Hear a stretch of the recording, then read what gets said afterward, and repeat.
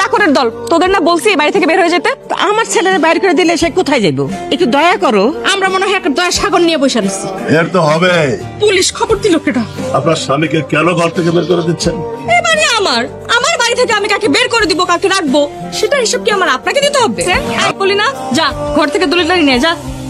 আপনি যে আপনার স্বামীকে বাড়ি থেকে বের করে দিচ্ছেন, আপনার স্বামী কি এতই খারাপ? খালি ওর স্বামী খারাপ না, ওর শাশুড়ি শুদ্ধা খারাপ। ফাইলেন। আমি তো দেখলাম একটু ঝামেলা আছে। কি ঝামেলা?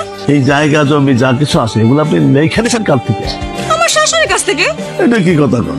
বাংলাদেশের কোন আইনে কোন ধারায় কোথায় লেখা আছে সম্পত্তি একজনের আলাদা থেকে লিখে নিলে সেই সম্পত্তির মালিক নিজে হওয়া যায়? আরে এই সম্পত্তির মালিক তো আপনার শ্বশুর।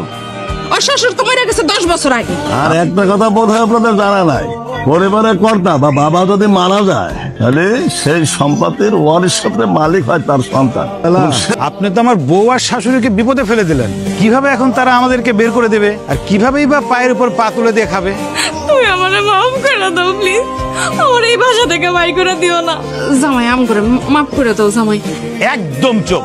আমার সাথে এমন করলে আমি 2 বার ভাবতাম, কিন্তু তুই তো আমার কলিজায় হাত দিয়ে ফেলছস। তুই আমার মারে চাকরানি বানাইছস। আমি যদি আজকে তোরে মাফ করি তাহলে দুনিয়ার সব মা আমাকে অভিশাপ দেবে, সব সন্তান আমাকে অভিশাপ দেবে। তোকে তো কোনোভাবেই মাফ করা যাবে না। তোমার কিন্তু একটা সন্তান আছে, তার মুখের দিকে তাকায়া হইলেও আম করে মাফ করে দাও। পুলিশ চাচা, ওদের সবাইকে নিয়ে যায়, ওরা সবাই অনেক পচা। আমি আমার বাবা আর দাদুর কাছে থাকবো। দেখছিস, আমার মেয়ে ওর ভালোটা বুঝতে পারছে। মহিলা পুলিশ আনেন নাই।